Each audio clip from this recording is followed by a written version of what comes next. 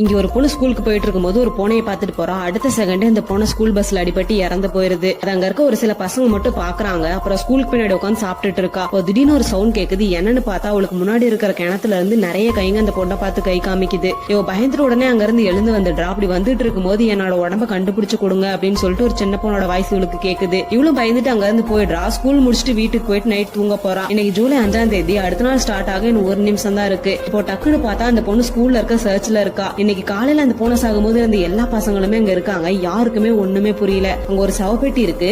அப்படியே ஒவ்வொருத்தரா அந்த போய் சாவடிக்குது. இந்த பொண்ணுமே செத்துடுறா.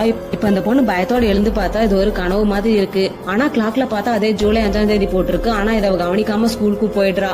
அங்க போனா அதே மாதிரி அந்த பொண்ணுக்கு ஆக்சிடென்ட்டும் ஆயிடுது. இப்ப என்ன நடந்துட்டு இருக்குன்னா அவங்க எல்லாருமே ஒரு பேய்கிட்ட மாட்டிக்கிறாங்க. ஒரு உடம்ப தனித்தனியா பிச்சு அந்த ஸ்கூல்ல மறைச்சு வச்சிருக்காங்க. அந்த பாடி பார்ட்ஸ கண்டுபிடிச்சு பிக்ஸ் பண்ணணும். அப்படி பிக்ஸ் பண்ணலன்னா இவங்க எல்லாருமே அந்த பேய் கொடூரமா கொண்டுரும். ஆனா இது ஒரு லூப்ல நடந்துட்டே தான் இருக்கும். இவங்க பாடி பார்ட்ஸ கண்டுபிடிக்கிற வரைக்குமே இது ரிப்பீட்